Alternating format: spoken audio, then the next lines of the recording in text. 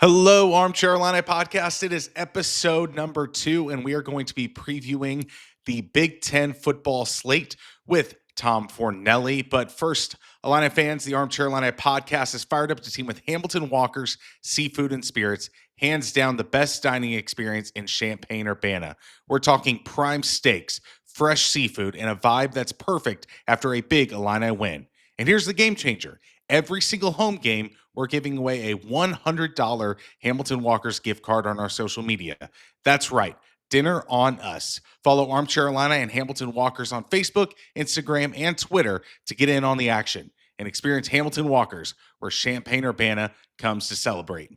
Illini fans have a lot to be excited about this upcoming football season. We actually have high expectations, number 12 on the AP poll and in the coaches poll. And I figured we'd compare what the Illini are compared to other Big Ten teams with Tom Fornelli of CBS Sports and the Cover 3 podcast.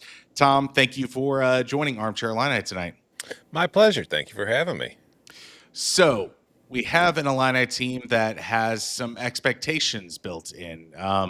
We also have an Illini team that is returning a lot of talent and a team that has a lot of one-score wins last year. What are your true expectations of this Illini team? Are they truly like a number 12 team in the country, or do you think they're a little overhyped at this point? Like a lot of Illini fans, I think I have way too many scars to sit there and think that, oh, yeah, we're definitely going to live up to expectations and finish as one of the 12 best teams in the country. I mean, it's very exciting that the program is now in this place where I look around, and it's just at work with my podcast co-hosts or all the other writers at CBS. Like, we're doing all our, it's prediction season. We're putting in all our picks for the season. And to see all these people who typically I've always felt were very, very kind of overlooking Illinois year in and year out are all now kind of high on them. I will admit, just it's fun to see, but again, those scars, it's hard for me to sit there and think, oh yeah, here we go, 10 wins, playoff team, let's do it. But I do think all the reasons for it are legitimate. I mean, you mentioned it. This is a team with a ton of returning experience. And when you look at the Big Ten this year, like a lot of the top teams outside of Penn State that are expected to be finishing in the top of the league don't have much as far as returning production from last year's teams. Like Indiana won 10 games and they've had they did well in the portal, but a lot of the guys they're counting on didn't do it while playing for Indiana last year. So you look at what Illinois has coming back, the talent they have, the fact that they have the rare blessing of like a third-year starter at quarterback, which is just something that doesn't happen in this day and age anymore. Like there's plenty of reason to be optimistic. And then you get to the schedule and there's the Ohio State game, and obviously, but you look at it and there's not, outside of that game with the Buckeyes, there aren't a lot of games on there where you're sitting there thinking, oh, we've got no shot to win that game. So no, I do think it will. There's the reasons for optimism are plenty and they are valid. And Illinois should have a good season, but there's always still that voice in the back of my head that's been here before, man. And it's like, oh God, 6-6, just get to a bowl game. What would be the reason why Illinois doesn't get to those expectations, in your opinion? A Luke Altmaier injury, I think, really throws a wrench in the gears because there's talent behind him on the depth chart, which if you look at Illinois' quarterback room, I think you can argue it's probably one of the more talented ones, at least in my lifetime, that I can think back as far as top to bottom, but there's just so little experience in it. I mean, you get Hampton from Northern Illinois, who, if he comes in, it limits what you can do offensively. Like he's got the experience, but he is not a great passer. He's more of a running quarterback type, so it would kind of limit what you do offensively. So I think a Luke Altmaier injury would really, really cap your ceiling. I think Hampton could keep you bowl eligible, but I don't know if he would be able to do much more than that. And I think, the offensive line is great, but we've seen a couple little injuries getting dinged up in camp here, getting ready for the season. If your depth gets tested there, I don't care who you are in the Big Ten, and you start suffering injuries on your offensive line, that's always going to be a problem because you're facing good defensive lines every single week. So I think that would be the one thing you look at, and I think it's the one thing you look at for most teams is injuries. If this team stays healthy, they're going to be good. If they don't, it could get ugly. Defensively, how do you like the Illini? I love the Illini defense. I mean, Gabe Akis obviously gets a lot of the attention, and there are guys that they're replacing along the defensive line. But from the coaches I've talked to, they're pretty, they're not They're not trying to get too loud about it, but I get the sense that they feel pretty good about what they were able to land in the portal and what they've got up front. I know they love the linebackers, and the secondary is one of the best secondaries in the country last year, and it's got plenty of guys coming back. It should be one of the better secondaries in the country again this year. So I think from front to back, there are still questions that need to be answered because you never truly know until you see them on the field playing against other teams. But I do sense some kind of optimism coming from the coaches that I've talked to about that unit. So I'll take their word for it, man. I think the defense will probably be good. Hopefully, I think the one key question is, can they be better against the run? Because that was a problem that they dealt with last year. But I also think a lot of that was by design because they were so, like, schematically, the goal seemed to be to limit explosive plays. And if that meant the guys were getting 5 yards of carry and had to put together 13 play drives to get to the red zone and then just try to hold them to a field goal, they were willing to live with it because they would try to force a turnover or just do something along the way. But you would still like to see them be a little bit stronger against the run because it can get you in trouble. So let's go through the Big Ten. Is this the year that James Franklin and Penn State finally break through, or is it still a Ohio State and now the new guy in town, Oregon? Is it still their league? I can't pick Penn State until I see him do it. I need to see proof of concept. I understand why everybody is very high on the Nittany Lions. I was shocked when the AP poll came out earlier this week, and not that they were two, but just how close they were to Texas being number one. They're only 5 points behind them, which just shows you the kind of hype that is surrounding this team. But like last year, I felt like was a perfect season for Penn State lovers and haters because if you're a Penn State lover, they got to the college football playoff. They got to Indianapolis, they lost, but they got to the conference championship game. They got to the playoff, and they won 2 games. If you're a Penn State hater, yeah, you did all that, but you beat Boise State and you beat, SMU. So like you didn't beat anybody. There's still the record against the top teams in the country.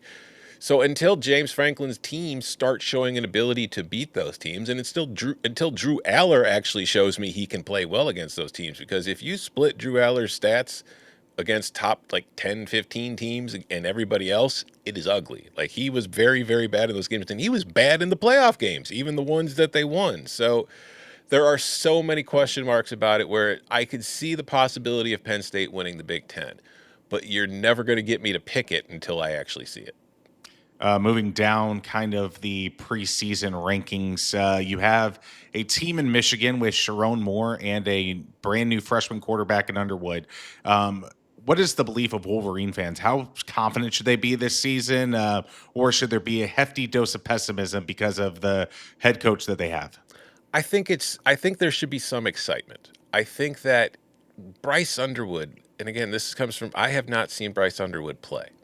But my co-host at Cover 3, Bud Elliott, he's been a recruiting guru for years, and he's been around these camps forever. And he says that when he saw Bryce Underwood in these camps, it was the closest thing that he'd seen anybody remind him since Cam Newton. And you talk about the kind of potential that the kid has. That's who people are comparing him to. And Cam Newton was pretty dang good for Auburn when he had his 1 year as a starter. And he was a very good player coming out of high school.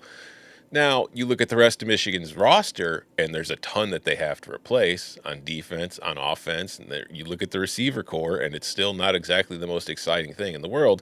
And Bryce Underwood is still very much a true freshman. And that year Cam Newton had with Auburn, he wasn't a true freshman. He'd been around on Florida for a few years before finally transferring and getting his shot to start at Auburn. True freshmen, no matter how talented you are, typically hit bumps, have speed bumps, make mistakes, and you have to live with it. And when you look at their second game of the year being a road trip to Oklahoma, if Underwood is starting that game, that's his first road environment, it's a very difficult spot to be put into. So I look at Michigan as a team that talent-wise, if Underwood is everything that they think he should be, and he at least hits the ceiling of what would be realistic for a true freshman, that's a team that could get back to the college football playoff. Because I come back to the fact that last year that team won 8 games, including wins to finish the season against Ohio State and against an Alabama team that was starting its starters in a bowl game while Michigan was missing a lot of key guys who were getting ready for the draft. And they did that with MAC-level quarterback play.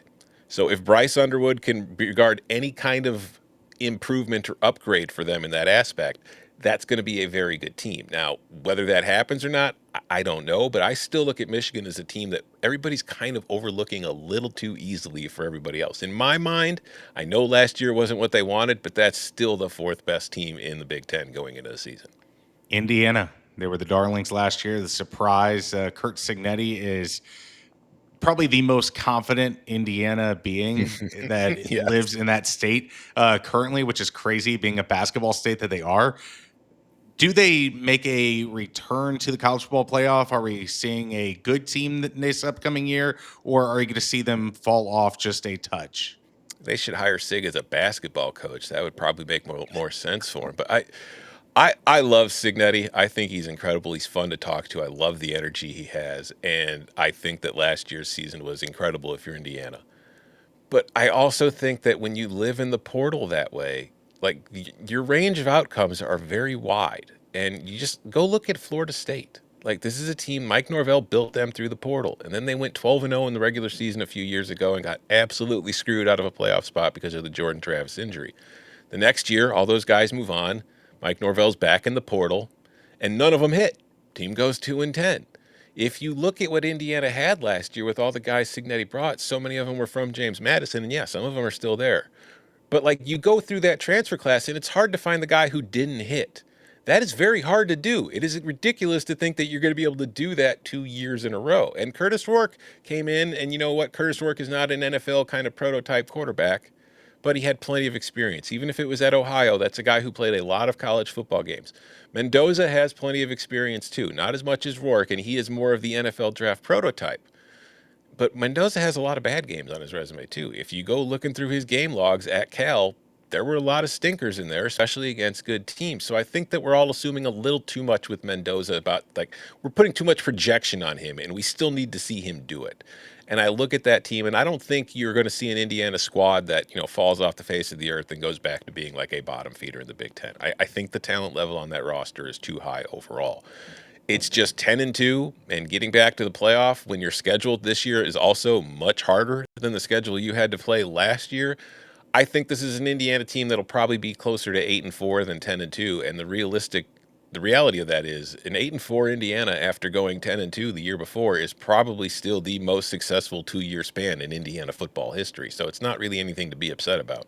Absolutely not. Indiana's in kind of a world of their own. They're in the cherry on top zone Mm-hmm. of the college football world, but that will quickly change if Kurt Signetti maintains that. Going to the opposite end of the spectrum, a coach that is probably on a warm seat or a hot seat, Luke Fickell, whatever kind of verbiage adjective you want to use for it. What does Wisconsin have to do for Luke Fickell to maintain that position as Badgers coach? I talked to Fickle in Las Vegas, and the sense I got from him is that there's a confidence to him about this team this year. He feels pretty good about his squad. I think that he doesn't come out and say it, but I feel like he is of the opinion that this Wisconsin team is the closest to the identity of a football team he's wanted since he got to Madison. Like there was always the talk about the Dairy Raid when they brought in Phil Longo to run the offense, and I don't think Fickle was ever really truly comfortable with that. Like he talked about in Vegas about how he understood that the winning recipe at Wisconsin has always been running the ball. And they tried to run the ball a lot, even though the offense was coined the Dairy Raid. But reading between the lines, there was a lot of we should be running the ball when my old offensive coordinator was choosing to throw the ball. Especially last year once Van Dyke went down with injury and their quarterback situation was an absolute mess. I think he is confident in Billy Edwards. Coming from Maryland, he knows he's got the experience of playing in the Big Ten. So I think he's far more confident in that situation than he was last year. And he's also going to rely more on the run game offensively. But I think defensively is where he feels really good. Like they completely turned over their defensive line, some of those guys who are now playing for Illinois. But when I asked him what his thought process was about his defensive line, he said the biggest difference is their bigger bodies. He said, the last couple of years he was there, he's like, there wasn't the talent. He said he felt like they had talented players. They were just too small. And it kind of wore on them in the Big Ten as the season wore on, and it caused problems. He likes the depth of guys he has. He likes the size of guys he has. He says they look a lot bigger coming out of the locker room than they have the last couple of years. So that's an interesting team. Me personally, looking at their roster, I still think that you're going to see a better Wisconsin team than you've seen. It's just the schedule is impossible. Like they're playing Alabama out of conference. They're playing everybody in the Big Ten who you don't want to play. Like when your schedule comes out, the teams you're looking at to hope they're not on your schedule, they're all on Wisconsin's. So like this is a team that could be a lot better than last year, but still barely get to 6-6. So honestly, if I'm a Wisconsin fan, as long as we get back to a bowl game this year, Fickle gets another season. Illinois football has a couple West Coast teams, one USC coming to Champaign, and then the other going out to Seattle to take on the Washington Huskies. Let's start with the Washington Huskies. What do you make of this program as they enter year 2 in the Big Ten? And it's a game that Illinois is, it's like kind of the trap game on the Illinois schedule, it feels like this year. I remember Jed Fish's first year at Arizona, and the team was awful. But the one thing that stood out to me was even when they were awful and it was the end of the season and they had nothing to play for, that team was still playing hard. And then we saw them take a tremendous leap in the second season to where, that's when the world learned about Noah Fafita and Teteroa McMillan, and that's how Jed Fish ended up getting the Washington job.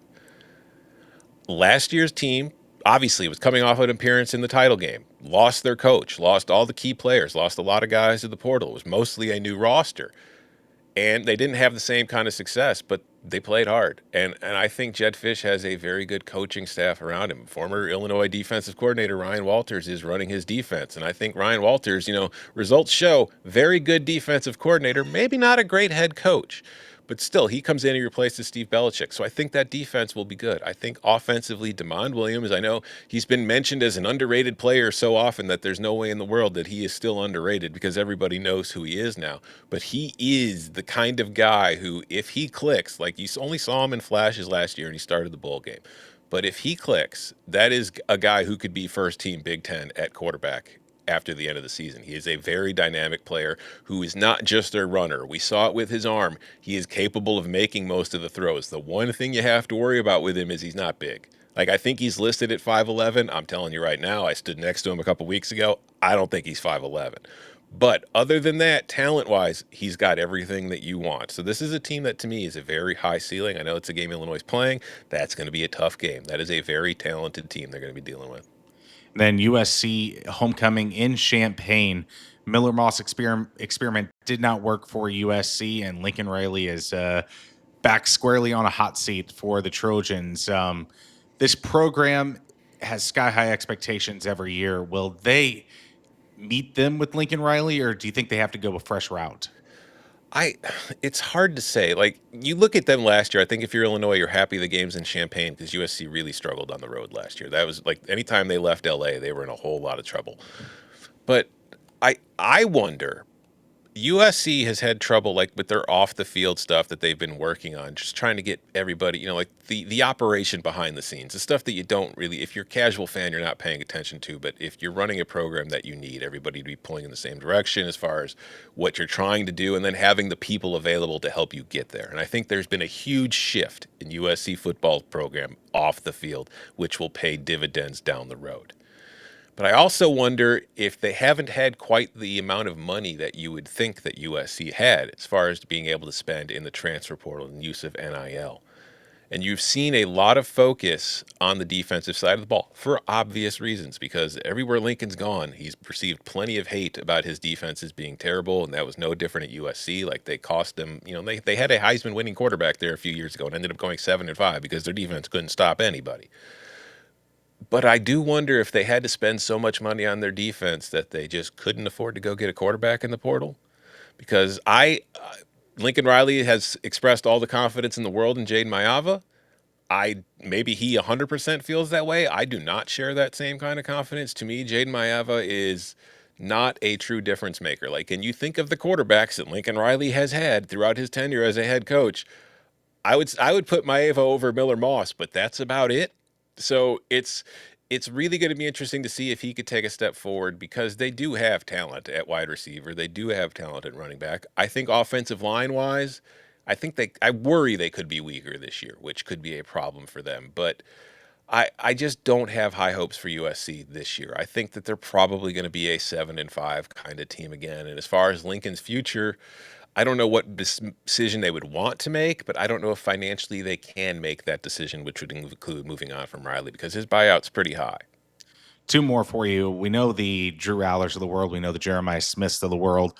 Who is a player at the end of the season we're going to be like, oh my gosh, we should have been talking about him in the preseason a little bit more? DeCorian Moore, the freshman wide receiver at Oregon. The Ducks have lost Evan Stewart for the year, which is a big blow because he is like their kind of field stretch vertical threat. That was the role he played last year, and it was the role they were expecting him to play this year. But they bring in Moore, who is a true freshman who, like, he wasn't as highly rated as Jeremiah Smith, nor was he as highly rated as Ryan Williams, the other true freshman that was at Alabama last year. But we've seen true freshman receivers can make an impact. And everybody involved in that program is very excited about Decorian Moore. They are loving what they have seen from him ever since he got on campus. They look at this kid and they're like, oh my God, we got one. So if he's put into a bigger role because of the Stewart injury, this is a guy who might end up being as a true freshman. Like your first team Big Ten receivers this year could be Jeremiah Smith and Decorian Moore, and neither of them will be able to go to the NFL. Like, it's going to be there for a while. I think talent-wise, that's just what you're dealing with. Now, that's not a guarantee because he is a true freshman, and a lot of times we've seen plenty of kids have trouble adjusting. But talent-wise, and just based on what everybody's saying, if I have to pick somebody who's going to come out of nowhere for most Big Ten fans to be like, oh, that guy, it's Moore. I'll ask you one more about the overarching landscape of college football. What kind of playoff system do you foresee in the future? Do you think we'll stick with 16 teams, kind of best of them all? Or do you think we'll see like 4 Big Ten teams, 4 SEC teams, 2 ACC, and 2 Big 12? What kind of system do you foresee the college football world playing under in the future? It's hard to say because, I mean, it's the Big Ten and the SEC are going head to head with each other constantly on it. And like SEC wants the 5-11, the Big Ten is still hanging on to the auto bid. I think 5-11 is more likely, and I do wonder if the auto bid stance isn't just a negotiation tactic by the Big Ten to try to get the SEC to go to 9 conference games, which I will remind those who aren't aware of it, Greg Sankey's 100% for. It's his coaches who don't want it. Greg Sankey would love to add an extra conference game because that adds extra, inventory to your television package, which he could then take to ESPN or all the other networks and increase the amount of money you are making. The coaches don't want it because, as I always joke, there's nobody more afraid to play the SEC than the SEC. So I think that we could see the situation where, as this finally comes to a head, we expand to 16 and we get to 5-11, but the SEC goes to 9 conference games and the ACC goes to 9 conference games. So I think that is probably where it all leads, but how long it will take to get there, I can't say. Tom, I want to thank you for joining me tonight for the Armchair Illini Podcast, and have a great season covering all the college football for CBS Sports and the Cover 3 podcast. Thank you so much once again. I appreciate you having me. ILL. I. And that was Tom Fornelli of CBS Sports and the Cover 3 podcast. I want to thank him one more time for joining me. And again, share, subscribe to Armchair Illini. Go to armchairillini.com for all written work. You see it in the banner right here below. Follow us at Armchair Illini, armchairillini.com, and subscribe on YouTube. And again, thank you to Hamilton Walkers for making Armchair Illini possible. Be on the lookout for that first $100 gift card giveaway before the Western Illinois game coming up in a couple weeks. This has been the Armchair Illini Podcast. I'm Austin Berkland. Thank you once again. ILL, I.